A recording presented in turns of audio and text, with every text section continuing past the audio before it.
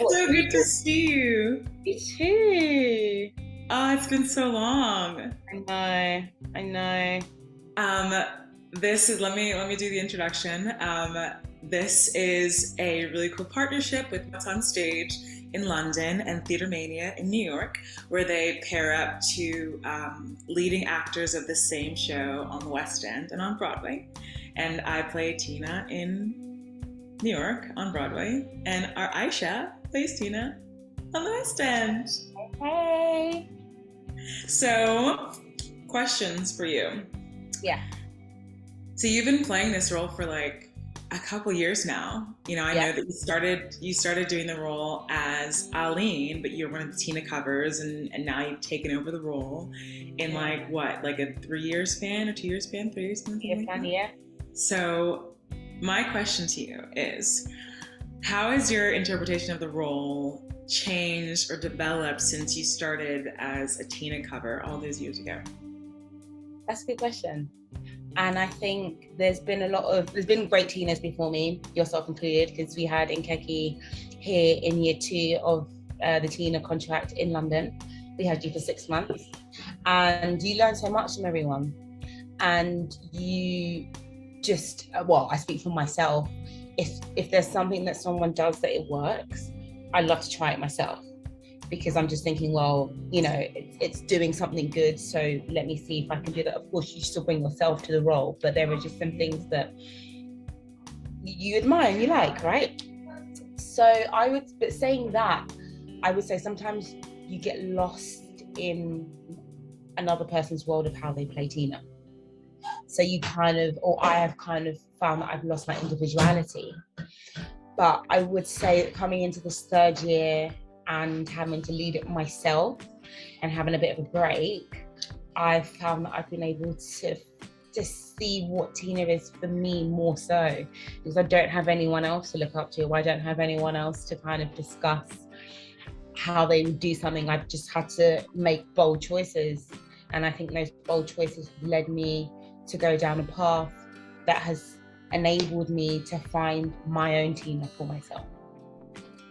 Yeah, that's cool. And I know exactly what you mean, because I had that same experience coming to Broadway and like being in the building and hearing somebody else's version of the show in your head. It kind of strips you of some of your choices sometimes, and you're like, oh, well, I hear this more than I even hear myself doing the show. You know what I mean? That's the one. That's it. That's literally the nail on the head. You hear that person more than you hear yourself. Yeah. And when you do it, it's always in your head. Right. Yeah.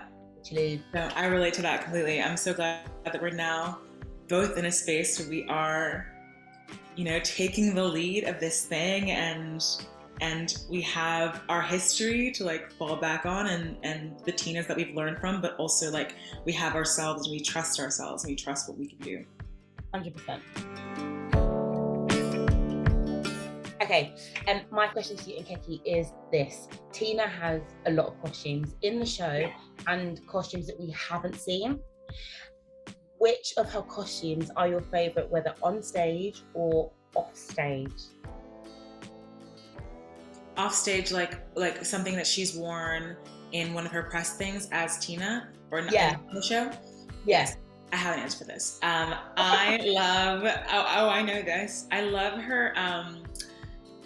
She was on I think she was on like Johnny Carson or one of those talk shows where she performed Steel Claw, and she was wearing this like chain link thing that was like, it went to like right under her butt, and I think it was green, but she also has it in like a silver that is great, and it's like cinched at the waist, and it's just so cool. Like, I have been looking for a chain link garment since seeing this, and you've heard it here first, that when you see me in this chain link garment, it will be a reference to our Tina Turner.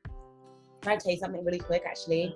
For New Year's, there's like a rental company that I went to go and get something for New Year's, and I wore a silver chain mail dress. I love it. And I was like, oh my God. I have to see pictures. I'm going to send them over.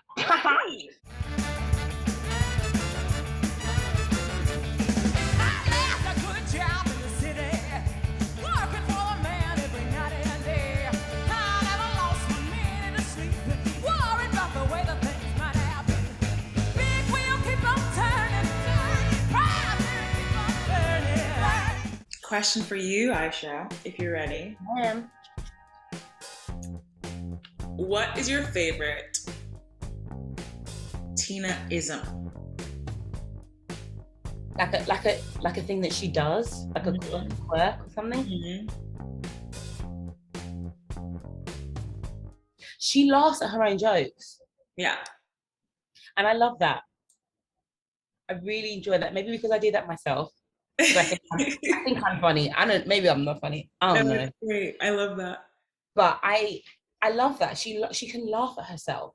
Mm-hmm. And I think that's such a great quality to have, because even if something happens that could potentially be embarrassing, which doesn't negate that feeling or that emotion, but you have the ability to laugh at life and laugh at yourself and find inevitably the joy in pain, or the joy within a painful period of one's life. I think that's a really beautiful thing to do or to have.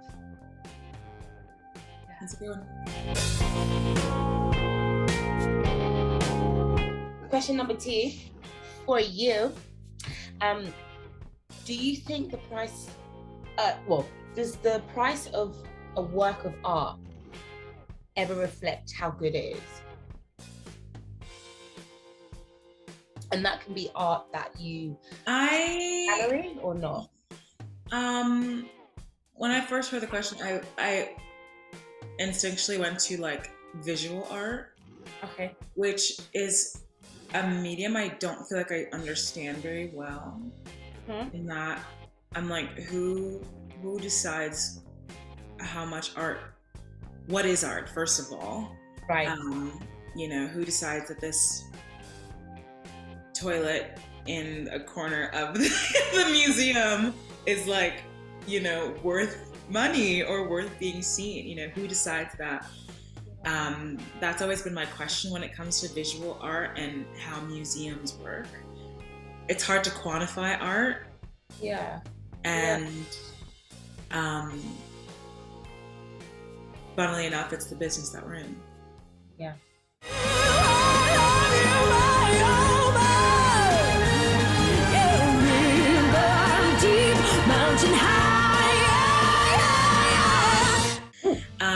One more Tina question. Can't get enough. Okay. In 10 years' time, because you will not, I'm sorry, Aisha, you will not be playing Tina in 10 years' time. Playing Tina in 10 years' time. In 10 years' time, you'll look back and you'll say, I played Tina Turner on the West End, and it was blank. Oh, okay.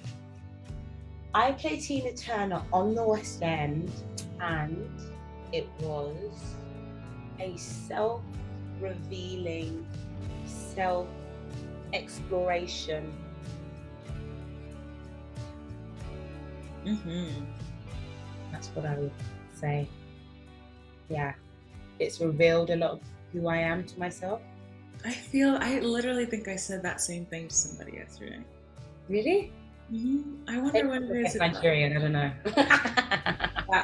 But I wonder what it is about. I wonder what it is about the role or the experience that makes it that.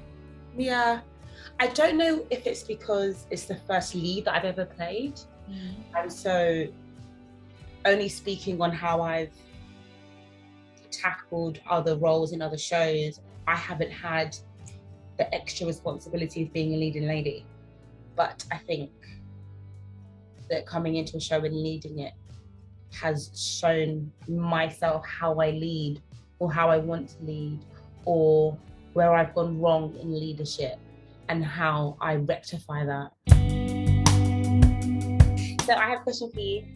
If you could have one medium, what would you choose between art, film, literature, or music? Oh, wow. Like, I can only choose one for the rest of my life. I can't experience another. Let's say that, Leah, let's say you're on a desert island, you've been shipped off to a desert island, you can only take one of these 4 mediums with you. And what would it be and why, out of art, film, literature, and music? I probably have to say music. I think I'd say music because I could never stop hearing. Actually, let me say music with like a little addendum to say film, because let's say this is, wait, but like, what if like this is like I grow really old and I lose my hearing? I don't want to like lose the one sense that I have with this one piece of art that I have. That's just not fair. That's the question. Dang. That's the question. I have to think of myself now and also myself in maybe like 70, 80 years when I stop hearing so well. Okay. I'd still say music. Let's say music. That feels honest to me. Yeah. I feel like that's my thing. I feel like that's my like I feel like I listen to music more than I listen to silence, probably. I always have to have something going, and maybe when I'm 80 and I can't hear it, maybe I'll be able to feel it differently. Yes. Yeah, 100%. Do I have any more personal questions for you? What's your favorite Nigerian dish? Go. Jollof rice, probably. With moi moi. And I do like puff puff. Good girl. Good girl. Yeah. What about you? It would be pounded yam always, but I think it would be a toss up between egusi soup with pounded yam or banga soup with pounded yam. Banga soup is very good. I actually don't really eat fufu much. I know. Oh my gosh. It's very heavy for me. It is a heavy meal. It's one of those ones where like you can't be doing anything the next day. So, you know, that 2-day respite, I'm having it on the you can do what it needs to do. And after day 2 to let it just like But also I'm big on the soup. I'm one of those people that really just eat the soup. Fair. I hear that. I also have a sweet boyfriend now. He's over there. He's my friend. I know. Yeah, the sweetest. So yeah. Happy. Oh, that makes me so. Oh. I know, right, Kim? But thank you. That was fun. This was fun. Thank you. But I just want to say to everyone who's watching, thanks for listening. And I hope you can look up to us in some way, shape, or form. And if you don't, that's absolutely fine. I'm sure you have someone you do. And keep enjoying the arts. And by enjoying the arts, you can always come and catch myself or Nkeki on Broadway or on the West End.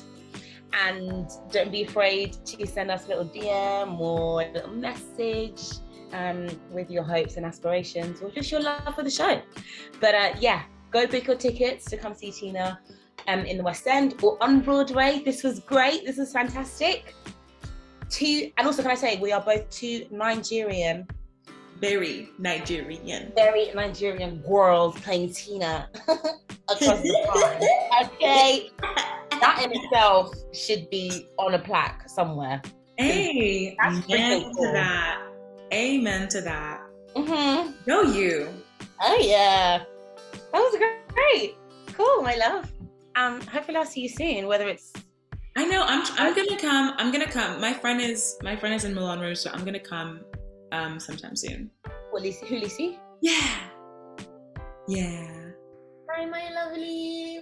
Bye. I'll see you soon. See you soon.